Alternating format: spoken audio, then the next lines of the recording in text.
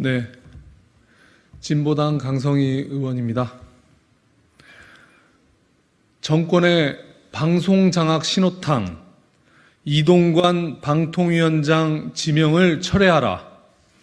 윤석열 대통령이 기어코 이동관 특보를 방송통신위원장으로 지명했습니다. 이동관 특보는 이명박 정권 당시 공영방송 파괴와 언론장악에 앞장섰던 인물입니다. 심지어 국정원까지 동원하여 언론을 길들이려 했습니다.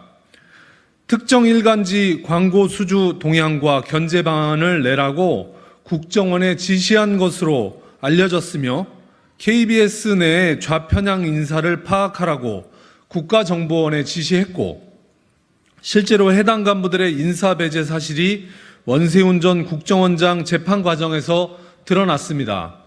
또한 아들 학폭 사건과 관련해 해당 학교 이사장에게 직접 전화를 걸어 무마를 청탁했습니다. 그리고는 지금껏 사과 한마디 없이 변명으로 일관하고 있습니다. 그런데도 대통령은 이동관 특보를 방송통신위원장으로 지명했습니다.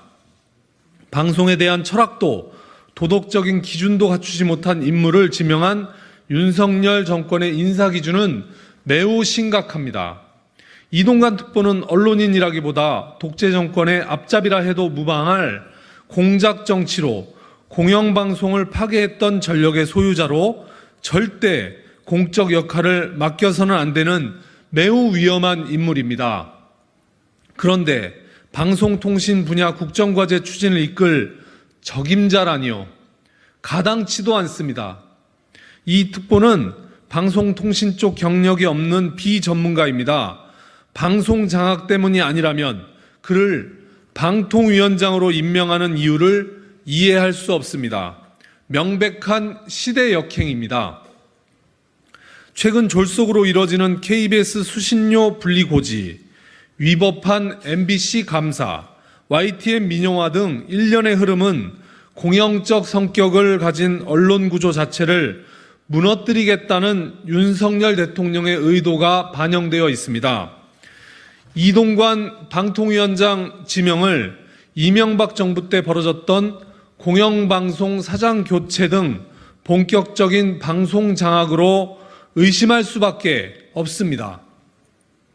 방송 공공성 훼손의 최대 피해자는 국민입니다. 가뜩이나 극우 유튜버들이 활개치는 상황인데 방송까지 그들의 놀이터가 될 것이고 낯뜨거운 윤비어 천가가 하루 종일 끊이지 않을 것입니다. 정작 국민의 소중한 목소리와 건전한 비판은 점점 사라질 것입니다. 국민의 소중한 목소리가 거세당한 공영방송은 존립 위기에 직면하게 됩니다.